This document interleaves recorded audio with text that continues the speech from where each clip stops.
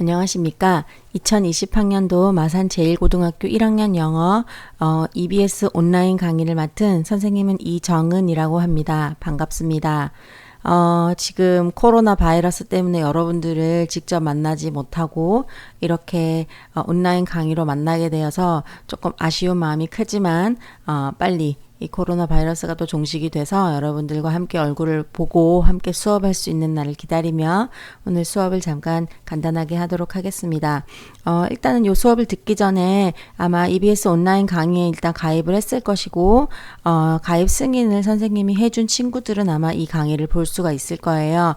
그래서 지금도 계속 강의 가입을 하고 있는데 빨리 가입을 한 다음에 가장 중요한 여러 가지 사항들을 선생님이 공지사항에 올려뒀으니까 자 반드시 확인을 하고 그런 다음에 수업을 들을 수 있도록 하면 좋을 것 같습니다.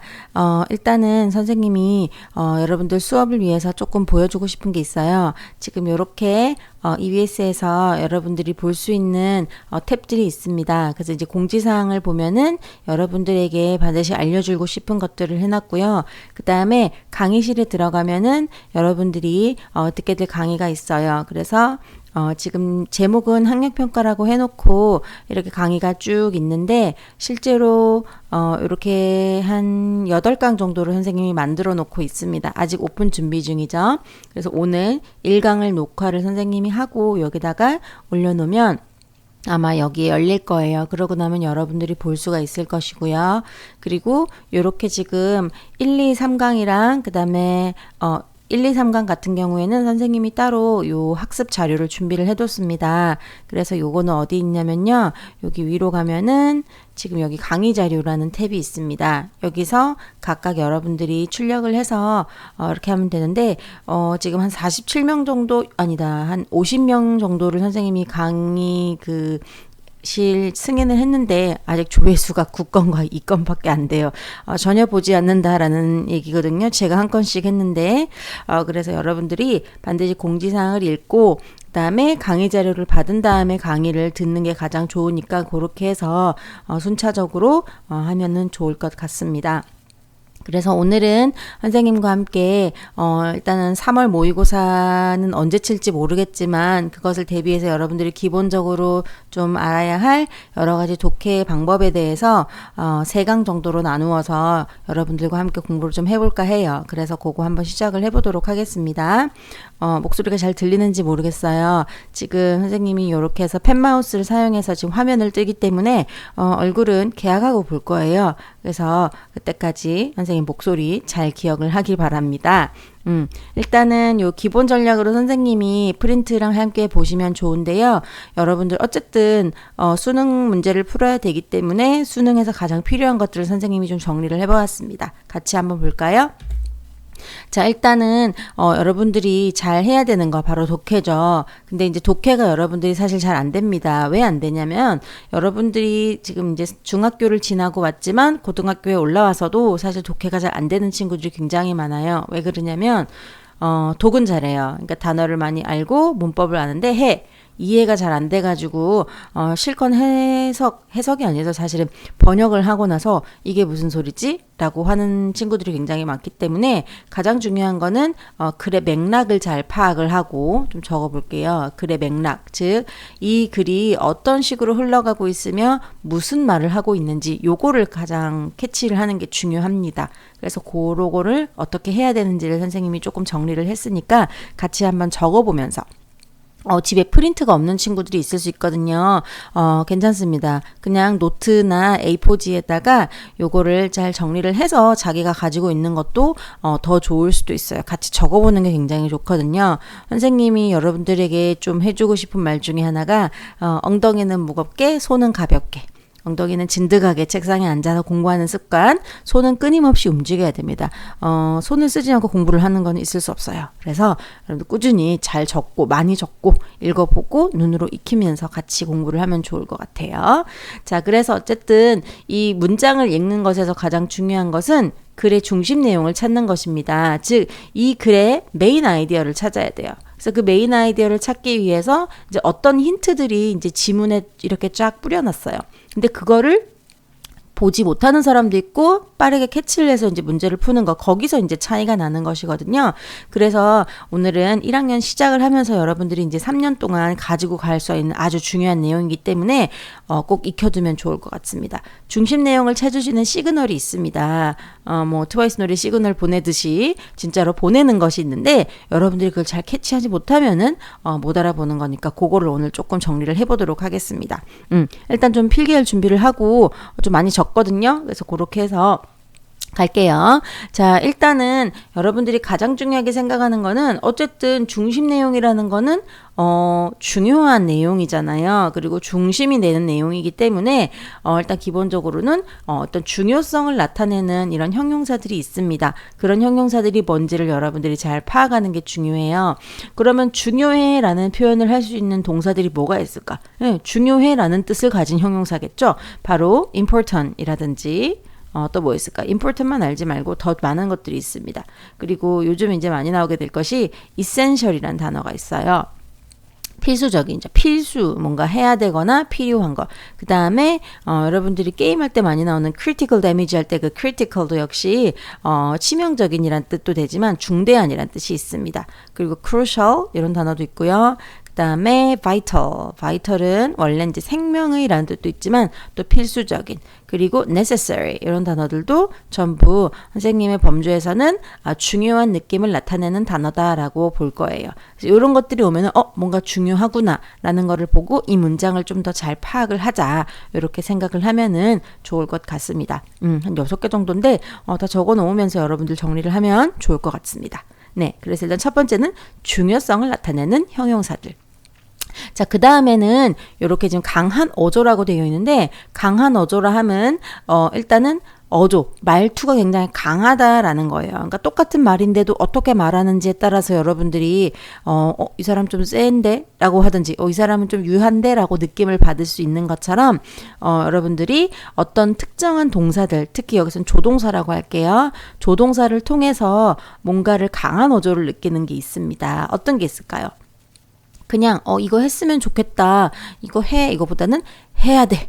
반드시 해야 돼. 이런 느낌이 나는 단어들이겠죠? 예, 많이 들어본 것들. 우리 must나 아니면 이런 비슷한 친구들 있죠? have to도 있고요. 그 다음에 should 도 있고, 그 다음에 뭐 need to 등과 같이 뭔가를 해야 하는 동사, 뭐 ought to도 뭐 있는데 잘은 안 나오지만 한번 적어놓을 볼게요. 그래서 이런 것들이 만약에 나온다 하라면은 뭔가 반드시 뭔가를 해야 되는구나 라는 느낌을 가지는 거. 그래서 이런 것들은 또 우리 수능 문제 중에서 어디에 많이 나오냐면은 당위성이잖아요. 주장이잖아요. 그래서 주장이나 요지 같은 이러한 유형에도 굉장히 많이 등장을 합니다. 한 19번, 20번, 21번 요 정도 사이에 나오는 문제들이에요. 그래서 이런 거는 뭐라고 선생님이 정리를 할 거냐?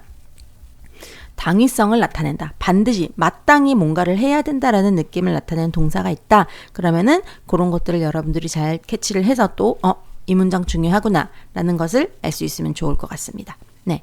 그리고 세 번째는 이 사건이나 현상이 발생했을 때 어떤 것들을 서술할 수 있어요. 지금 환경 문제가 심각해지고 있다.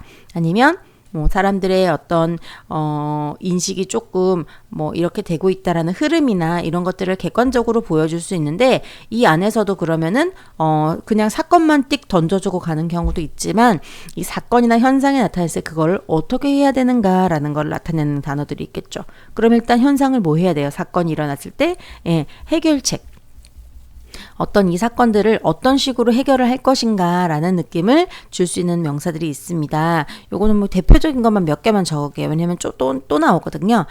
일단은 해결이니까 뭐예요? 당연히 solution 이런 단어가 있겠죠. 예.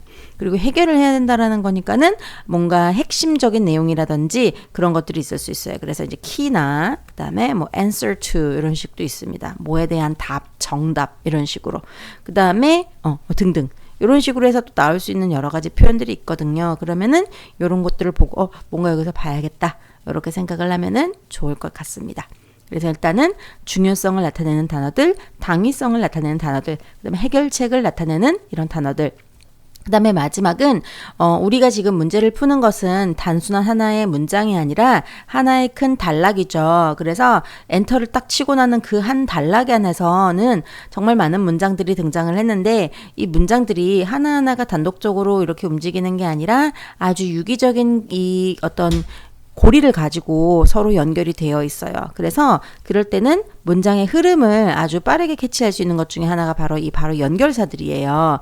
연결사라고 하면은 뭐 그러나, 그래서, 하지만, 그 다음에 뭐 그쵸, 게다가 등과 같은 여러 가지 연결사를 통해서 앞문장과 뒷문장 중에 어디가 조금 더 중요할까, 그리고 앞문장과 뒷문장이 어떤 관계일까, 이런 것들을 캐치할 수 있거든요. 그래서 이 연결사를 통해서도 중요 문장이나 무게중심을 잡는 거, 요것도 선생님이 같이 해줄 거예요. 그래서 이런 것들이 또 있구나라는 거 알고 가면 되겠습니다. 대표적으로만 알려주면 역접 알죠? 하지만, 그러나 오면은 지금부터가 중요한 내용입니다. 그리고 예시 알죠? For example이나 아니면 그런 것들이 온다 그러면 앞에가 중요하다. 이런 느낌으로 간다. 이렇게만 가지고 가도 되겠어요. 그래서 연결사, 해결책, 당위성, 중요성 이런 것들을 잘 캐치를 하면 문장에서 또 좋은 키들을 여러분들이 발견을 하고 시간을 빠르게 독해를 할 수 있으니까 그게 여러분들의 가장 큰 목적입니다.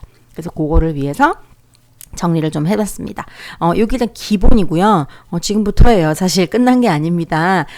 지금부터 이제 또 어떤 내용들로 여러분들이 이 독해를 잘해야 되는지를 좀 알려주도록 하겠습니다. 자, 가겠어요. 호흡이 좀 기니까 여러분들 마음을 단디 먹고 가도록 합시다. 자, 다음 가겠습니다. 자, 그래서 일단 이렇게 선생님이 정리를 해놓으면 많이 못합니다. 선생님 숨도 많이 차고요. 그리고 우리의 그 어떤 지구력의 한계가 있어요. 그래서 오늘 간단하게 반절하고 그 다음 시간 반절. 만약에 너무 길다 그러면 선생님이 좀 썰게요. 너무 길어서 힘들면 안 되니까. 자, 일단 구조 파악을 하자 했는데 글의 어떤 전개 방식이나 글이 어떤 식으로 이렇게 펼쳐지느냐에 따라서 여러분들이 어떤 독해 전략을 좀 가지고 가야 되는지가 더 중요하거든요. 그래서 그거를 좀 정리를 해볼게요. 자, 일단 첫 번째는 한 단락. 아까도 말했지만 엔터를 친 하나의 문장 있죠. 그 문장 안에는 반드시 뭐가 있다? 하나의 메인 아이디어가 있다. 그러니까 주제라고 해도 되는데 좀 영어로 한번 써볼게요. 한글만 계속 썼으니까. 자, 그래서 한 단락엔 반드시 메인 아이디어가 있다. 그래서 이 메인 아이디어를 찾는 게 가장 중요하고, 이 메인 아이디어라는 것은 주제라고 생각을 하면은 국어에서 뭐 두갈식도 있고 미갈식도 있고 뭐 중갈식도 있잖아요. 그래서 그런 식으로 위치는 다양할 수 있습니다. 그랬을 때 어디서 무엇이 도사리고 있는지를 여러분이 빠르게 캐치를 해야 된다 생각을 하면 되겠어요. 하지만 기본적으로 글의 도입부에서 무엇은 줄 수 있을까요? 주제를 주진 않을 수가 있습니다. 하지만 이 주제의 가장 기본이 되는 거, 선생님은 음식에 만약에 비유를 한다면은 요리 말고 재료잖아요. 글감. 그게 뭡니까? 바로 중심 소재입니다. 그래서 이 중심 소재를 찾는 것이 가장 중요하고, 이 중심 소재라는 거는 일단 기본적으로 첫 부분에서 주는 경우가 굉장히 많아요. 앞으로 무슨 얘기를 할 것인가, 글감. 뭐 선생님이 많이 비유를 하는 게 이제 김치볶음밥인데요. 김치볶음밥의 주재료는 김치잖아요. 그러면은 김치를 가지고 할 수 있는 여러 가지 메인 아이디어, 주제나 요리가 있잖아요. 근데 일단 재료는 김치. 근데 김치 가지고 뭘 할 수 있어? 김치전, 김치볶음밥, 김치찌개 이런 식으로 어떻게 방향을 틀어서 전개를 하냐에 따라서 주제, 요리가 달라지는 거니까 재료 찾기, 중심 소재 찾기, 요거를 가장 기본으로 가지고 갑니다.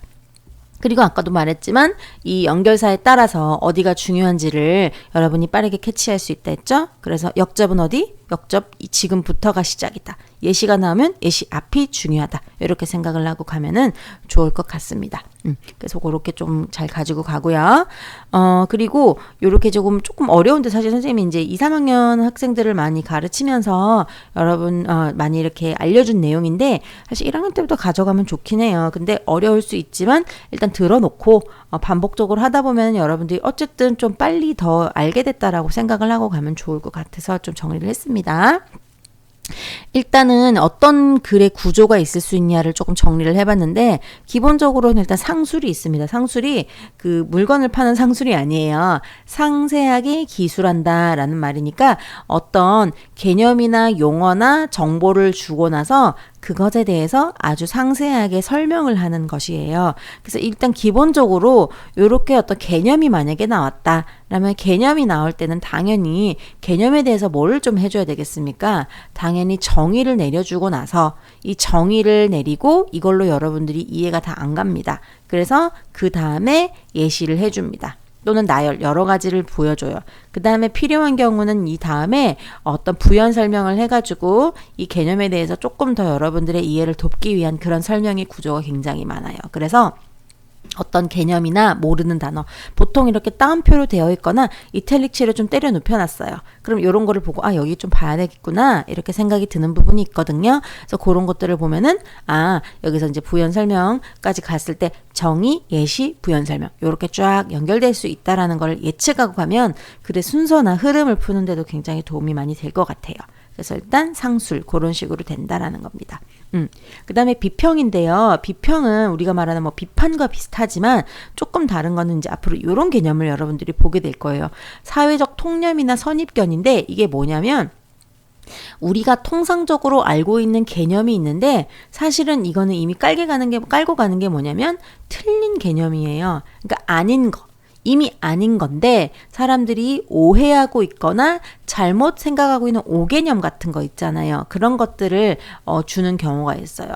뭐 다른 어떤 게 있을까요? 만약에 어떤 사람들은 특정한 사람들은 굉장히 성격이 급할 것이다라는 것들 뭐 만약에 이런 게 있다 그러면은 반드시 그런 건 아닌데 그런 것에 대해서 일단 설명을 해주고 그 다음에 좀 있다가 실제적으로는 그렇지 않다라고 해주는 경우가 있어요. 그러면 생각해 보세요.